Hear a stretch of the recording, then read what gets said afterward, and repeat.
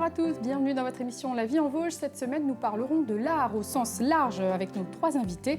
Francine Page est la propriétaire de la Petite Galerie à Granges-au-Mosier, un lieu qui fête cette année ses 10 ans. Retour sur cette première décennie. À ses côtés, Marie-Hélène Romeden, propriétaire d'une galerie d'art à Plombières-les-Bains, la Galerie des Bains. Objectif, redonner vie à des murs rappelant le riche passé de la commune et soutenir les artistes locaux. Emmanuel Pierrot est photographe, mais c'est avec sa casquette de propriétaire, de fondateur du refuge de création qu'il est avec nous.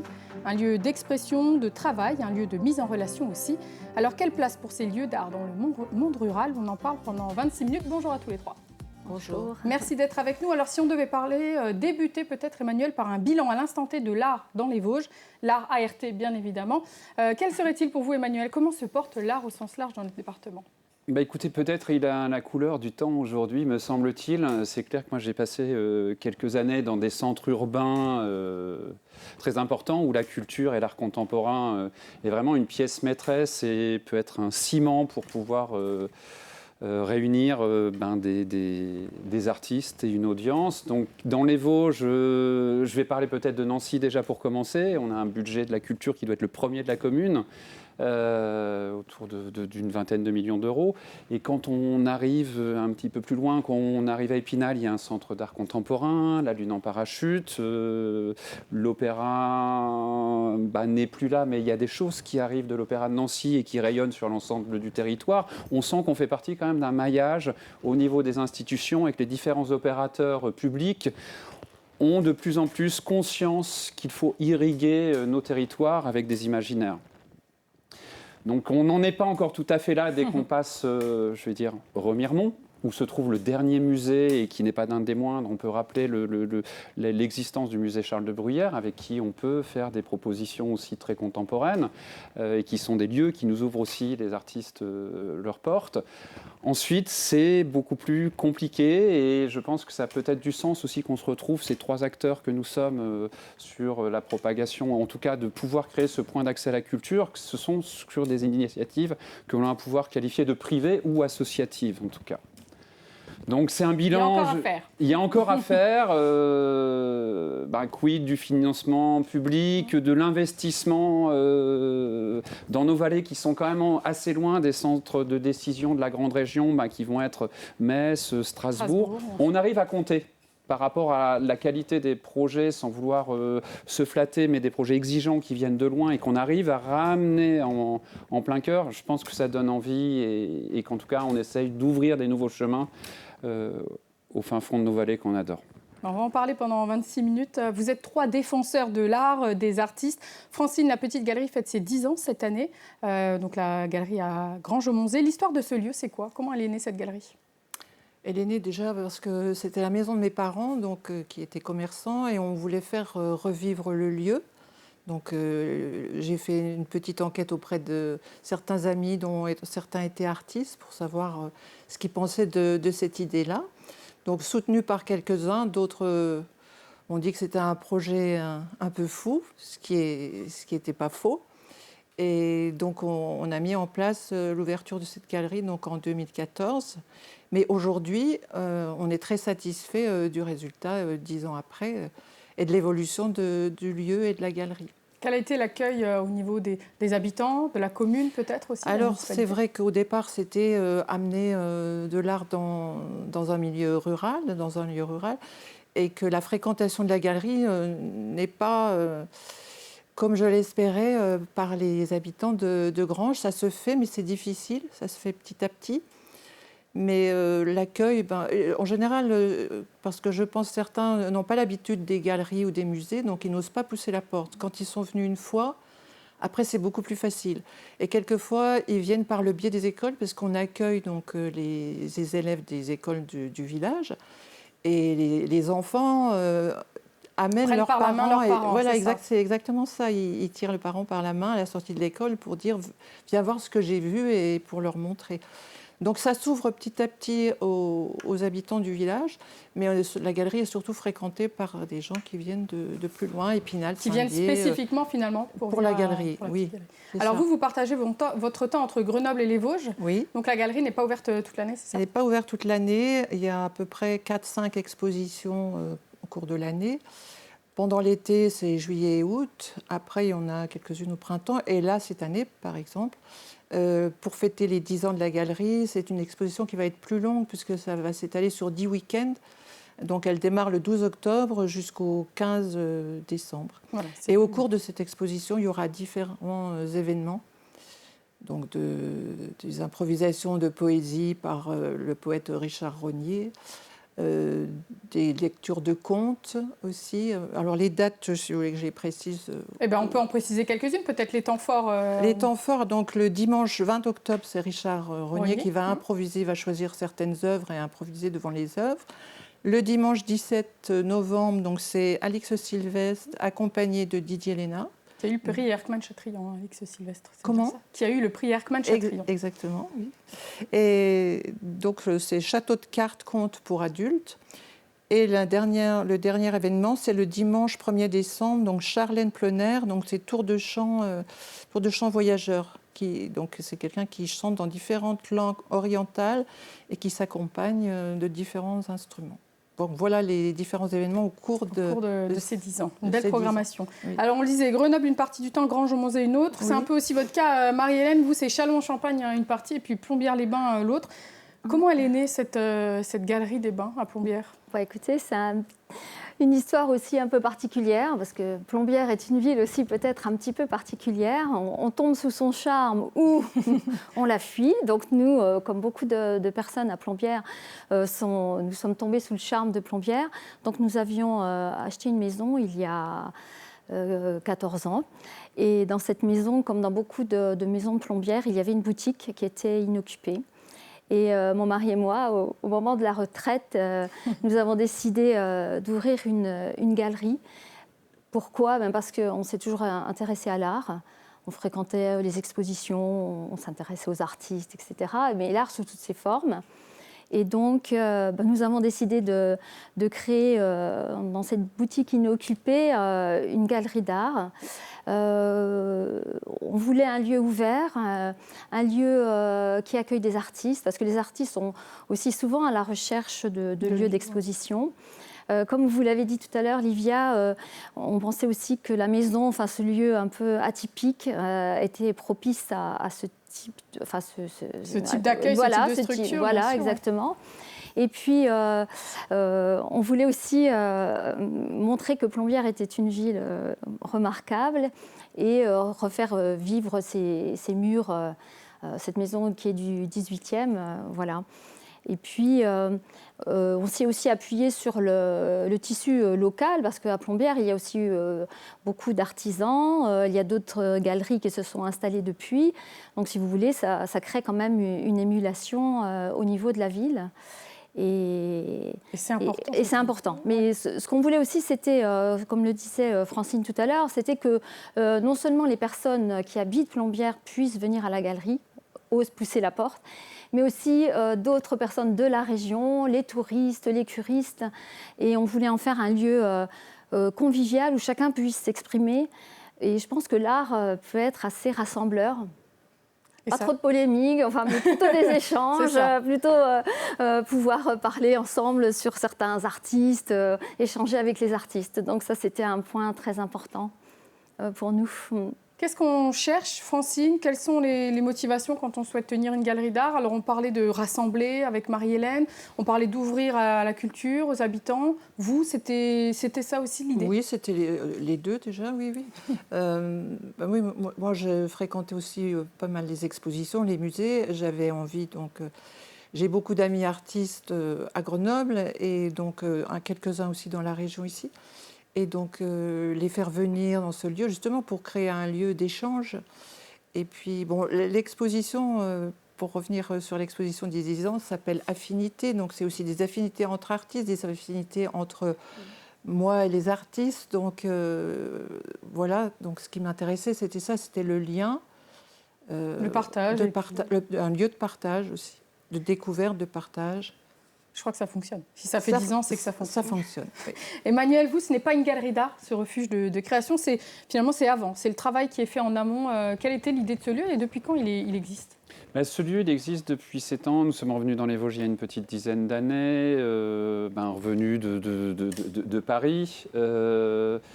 Et en revenant, je me suis dit, tiens, qu'est-ce qui va se passer en termes de première classe où je vais trouver mes copains, mes collègues pour pouvoir discuter.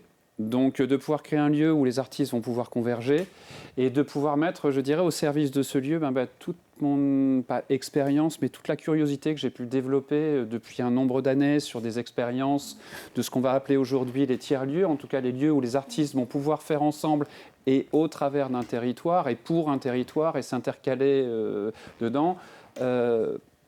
Je me suis dit qu'on était dans ce moment du possible, moi, une petite cinquantaine d'années, et de pouvoir chercher une forme de palais un petit peu idéal. Alors, ça s'appelle le refuge de création. On n'a pas de galerie, mais on peut y donner à voir des images, beaucoup de travaux en cours.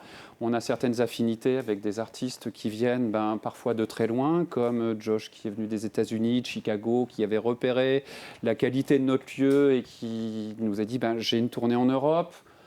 J'aimerais venir pouvoir me poser pour pouvoir construire mon prochain album. Est-ce qu'on pourrait envisager une relation ? Donc, c'est pas juste être là comme un studio d'enregistrement, par exemple, pour Josh, mais de pouvoir créer des interconnexions avec la fine fleur du rap vosgien qu'on connaît tous autour de Cornimont. Et il y a vraiment des réseaux à ce niveau-là. Et on est sur une culture populaire aujourd'hui. Qu'est-ce qu'on fait quand on est à New York, quand on est à Cornimont et quand on est en Seine-Saint-Denis ? On fait du rap, on fait du hip-hop, on fait le même art. Et quand est-ce qu'on se rencontre ? Et c'est de pouvoir ramener des gens qui sont plus hauts avec des gens qui sont en recherche. Et sans que ce soit péjoratif, il y a des tas de choses qui s'échangent. Et c'est dans cette diversité de la rencontre, sur des projets en cours, que je pense qu'on va marquer des points et de pouvoir, non pas inonder le territoire avec ces expériences, mais de pouvoir faire des propositions à des publics que l'on va chercher, de pouvoir éveiller des curiosités. On parlait du travail avec les scolaires, l'accès à la différence au travers de certains EHPAD où j'ai eu même personnellement des projets en cours. Donc toute la difficulté de l'accès à la culture malgré certaines problématiques sociales. Donc de pouvoir se mettre aujourd'hui comme un vrai acteur du territoire et de pouvoir, je le répète, favoriser ces imaginaires. Et c'est un petit peu ça qui peut faire changer, je pense, la météo du jour.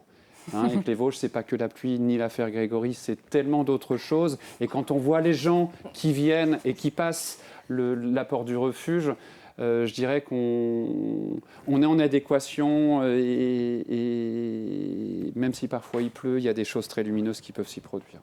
Et donc vous parlez de musique là, ça s'adresse vraiment à l'art au sens très large ici aussi. Alors la musique, moi je suis plutôt des arts visuels, les arts vivants, on a des relations, des réseaux qui existent et qu'on a constitués un petit peu par habitude géographique. Vous connaissez tous le plateau Ivre, les monts de l'Utopie à Rochesson, il peut y avoir la Vigotte au Val d'Ajol, chez Narcisse, sont des choses qui nous ont beaucoup aussi inspiré et qu'on respecte énormément. Et puis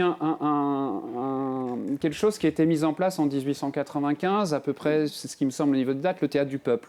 Et le théâtre du peuple, moi, quand je suis revenu dedans, je retiens toute cette devise qui est sur les deux côtés, par l'art et pour l'humanité. Qu'est-ce qu'on en fait aujourd'hui de cette chose très novatrice en 1895 ? En 2024, comment on se positionne là-dessus ? Donc là, c'est une envie sur le territoire, sur les 15 ans à venir.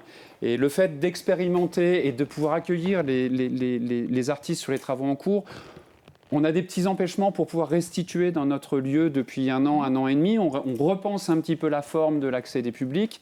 Mais ce qu'on fait pour le moment, on essaime, on va dans d'autres lieux, on s'adresse et on va restituer, on va au plus près des publics. On a construit un concert de musique contemporaine au Musée du Bois à Saulxures avec des corps de l'Opéra de Nancy. C'est pouvoir amener le meilleur au plus profond de... On parlait de partage tout à l'heure, c'est vraiment ça l'idée, d'échanger et de partager. Et de pouvoir échanger avec des artistes du village, des artistes qui s'ignorent, mais qui peuvent amener énormément sur les artistes d'autres univers. Donc, art contemporain, sculpture, peinture, danse... Au sens là, musique, c'est vraiment... C'est vraiment un refuge des créations. Moi, parfois, je voudrais qu'on rajoute un petit S au bout pour que ça soit vraiment très pluriel.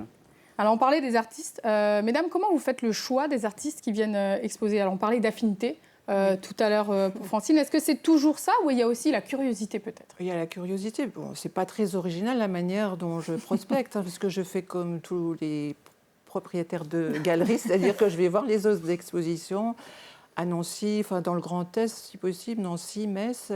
Donc c'est comme ça que je repère certains artistes. Puis le bouche à oreille aussi. J'ai des amis artistes qui me disent peut-être que tu devrais rencontrer telle personne, je pense que son travail te plairait. Et donc là, je fais la démarche d'aller vers la personne et de visiter son atelier et de convenir ou pas d'une exposition à la galerie. Et puis il y a aussi des demandes de personnes qui souhaitent exposer. Voilà, qui connaissent le lieu et qui souhaitent exposer à la galerie. Mais je pense qu'on fait tous comme ça. Marie-Hélène, est-ce que vous faites comme ça? Oui, tout à fait. Alors, comme nous, on vient du Grand Est quand même, mais de la Marne, donc on a aussi, on rencontre aussi des artistes dans notre département.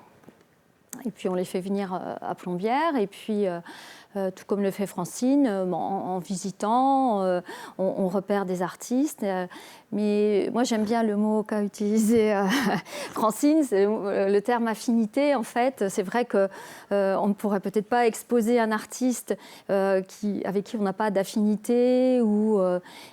Ça ne veut pas dire pour ça qu'on n'expose pas des artistes dont les œuvres comment dire oui, où on n'irait pas forcément vers les zones de confort. Oui. Quoi. On n'expose pas que des œuvres vers lesquelles on serait allé spontanément. On veut aussi montrer des choses un peu différentes. Et il y a deux termes. Il faut qu'il y ait une affinité avec l'artiste. Oui, il faut quand même que quelque chose se passe. Hein. Et il y a deux termes qu'a utilisé Emmanuel aussi, je trouve, curiosité et puis humanisme. Voilà, il faut aussi sentir à chaque fois ça, l'humanisme, et puis sentir une curiosité, quelque chose. La galerie reflète finalement aussi la personnalité des propriétaires de galeries, c'est ça aussi l'idée. On va dans une galerie aussi parce que la proposition est faite comme ça et c'est peut-être ce qui nous plaît aussi dans cette galerie. Alors on va prolonger le plaisir peut-être en emportant des œuvres. Est-ce que vous avez déjà fait ça, emporter des œuvres? Je vous propose qu'on regarde un reportage du côté de Saint-Dié-des-Vosges, Louer une œuvre, un reportage signé Marie-Danielle Rogovitz et Nicolas Brédard. Je vous l'amène là-bas. Collectionner des œuvres de façon éphémère, c'est le principe d'une artothèque. L'espace d'art plastique de Saint-Dié, le CEPAGRAP, a lancé ce concept il y a 3 ans dans les Vosges, permettre à tous les publics de louer une œuvre d'art contemporaine. C'est le principe d'une bibliothèque, on loue une œuvre pour un trimestre, là c'est un peu plus long qu'une bibliothèque, et le prix de la location c'est 15 €. C'est avoir une œuvre d'un artiste contemporain de la grande région Est pour 15 €, une œuvre chez soi. L'artothèque est constituée d'œuvres déposées par les artistes qui exposent à la galerie en échange d'une contrepartie financière ainsi que des acquisitions. Et le temps d'une soirée, toiles, gravures et dessins sont présentés sous verre pour les protéger. On peut alors faire son choix. En fait, quand on accroche un tableau au mur, au bout d'un moment, on ne le regarde plus. Donc là, tous les trimestres, ça change, donc on regarde à nouveau son tableau. Je change de tableau, je change d'artiste, et parfois je retombe sur les mêmes d'ailleurs. Voilà. Et puis, rien n'empêche d'acheter par la suite. Les œuvres se vendent ici de 50 à quelques centaines d'euros. Le directeur de l'espace d'art plastique, lui, s'est pris au jeu de la location. La première fois, c'était avec cette toile de l'artiste nancéenne Charlotte Perrin. On a des transparences, on a des jus, mais on a aussi des faux traits qu'elle a fait. J'ai pris une œuvre qui au départ me parlait, mais pas trop. Je la trouvais un peu triste. Et le fait de l'accrocher chez moi, dans une pièce qui est quand même assez lumineuse, elle vivait avec ses lumières, avec ses transparences. À chaque fois, elle était différente. Et c'était un vrai plaisir de vivre avec cette œuvre pendant 3 mois. Et pour faciliter la location, un site en ligne est en cours de création avec les photographies de l'ensemble des œuvres de l'artothèque. Alors, louer une œuvre, bonne ou mauvaise idée, Francine? Très bonne idée. Oui. J'ai pratiqué. Bon, alors, je ne veux pas dire de bêtises, mais il me semble que la première artothèque qui s'est ouverte en France, c'était à Grenoble. Ah. Et donc, j'ai à une époque loué des œuvres à l'Artothèque de Grenoble. Je trouve ça intéressant, effectivement, de garder une œuvre quelque temps chez soi et d'en changer. Je trouve ça une très bonne idée. Emmanuel Antoine a eu vraiment une bonne idée de mettre ça en place sur le secteur de Saint-Dié. Et ça rend accessible, on parlait d'accessibilité tout à l'heure, ça rend peut-être accessible aussi sur le principe des bibliothèques que vous connaissez bien, je crois, Marie-Hélène. Je crois que ça rend accessible finalement l'art à des personnes qui ne pourraient peut-être pas se permettre d'acheter un tableau. Ou peut-être aussi, voilà, tout à fait, ça peut être la raison première, mais aussi, comme le dit la dame, je me lasse, bon, ça m'a fait sourire, mais peut-être aussi, on a une œuvre pendant un certain temps, on apprécie, et peut-être qu'après, on va aller vers l'achat aussi. Oui. C'est peut-être inciter à l'achat, peut-être en accrochant à ses murs différentes œuvres, et puis peut-être faire un choix d'un artiste pour aller après vers l'achat. Parce que pour que les artistes vivent, il faut quand même qu'ils puissent vendre, vendre des tableaux. Voilà. C'est une manière de faire entrer les artistes chez soi, finalement, Emmanuel. La circulation des œuvres, oui, c'est clair. Hein, il faut que ça bouge, il faut que ça sorte des coffres, des zones de franchise en Suisse, que ça sorte, que les œuvres, elles aillent faire l'expérience de la lumière et du public. C'est important de garder une petite œuvre pour soi, et pour moi, ça paraît un petit peu antinomique. Et même si on est sur de l'art contemporain, moi je souhaite vraiment les choses sur des démarches expérientielles et qui fassent qu'on aille vers et avec quelque part, quoi. On sait que c'est pas. Vous parliez tout à l'heure que les habitants avaient du mal à pousser la porte des galeries et que finalement c'était plutôt les touristes ou les personnes qui venaient spécialement. Qui sont vos visiteurs aujourd'hui? Alors uniquement des gens qui viennent de loin, Francine? Uniquement des gens qui viennent de loin.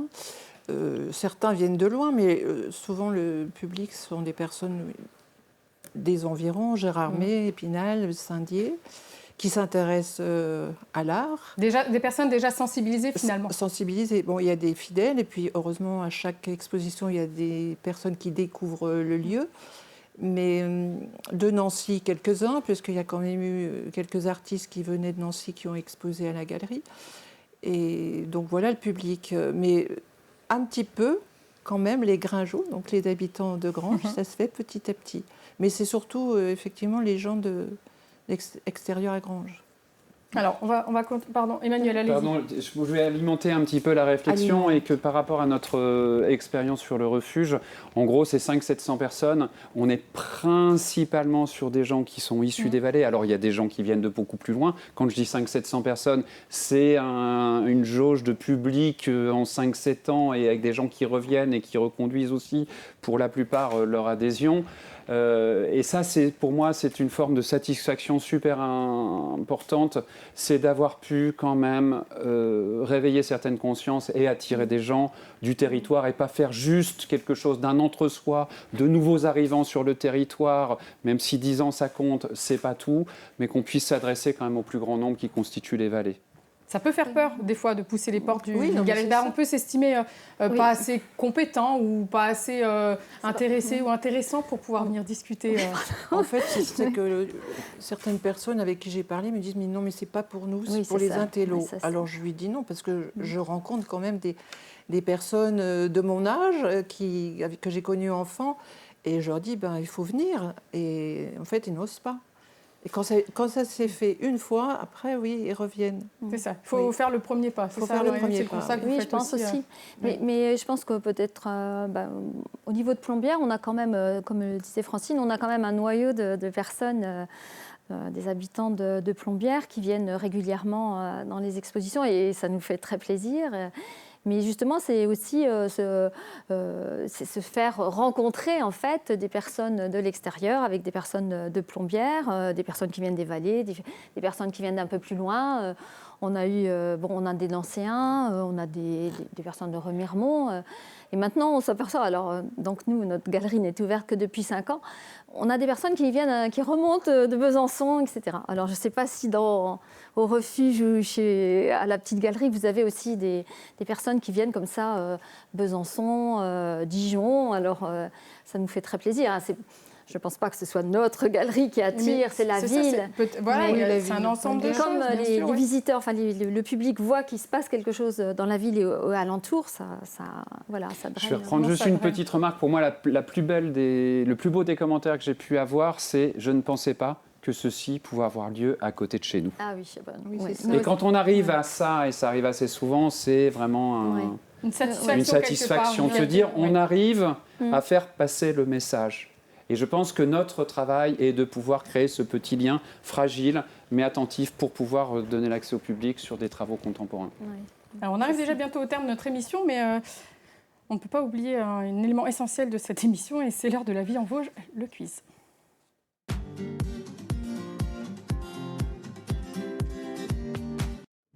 Deux questions, comme chaque semaine dans notre quiz. La première, une question assez simple, vous verrez. Combien de départements entourent le département des Vosges? Alors, 3, 7 ou 9, je vous laisse compter. Combien de départements entourent le département des Vosges? 3, 7 ou 9? 3, 7 ou 9, le département des Vosges. Qui c'est qui va se lancer sur la première? Il y a deux questions. Qui c'est qui se lance sur la première? 7. Francine, 7? Ouais, je pense que c'est ça. Marianne, vous êtes d'accord? Manuel? Il y en a beaucoup. 7 ou 9, 7 ou 9. 7 ou 9? Bah alors, C'est le un Bas-Rhin, 7. le Haut-Rhin? Vous êtes d'accord là-dessus? Moselle. Non. Ah non. La Beach. Meurthe et Moselle. Meurthe et Moselle, Moselle. territoire de Belfort, Haute-Saône, Haute-Marne, Meuse. Meurthe et Moselle. Meuse, non. Non, Si, il y en a Meuse, 7. oui, Il y en a si. 7. Ah oui, si. Meuse, il y en a Neuchâtel, 7. d'ailleurs. Bas-Rhin, Haut-Rhin, territoire de Belfort, Haute-Saône, Haute-Marne, Meuse, Meurthe et Moselle. C'était 7. Je ne sais pas si on peut considérer que vous avez la bonne réponse, Emmanuel, mais en tout cas, Non, Francine mais et c'est une Marie-Hélène. réponse non. collective. en tout cas, quoi. Deuxième question de ce quiz. À Épinal, plusieurs fois par an, des artistes viennent s'exprimer sur un support spécifique.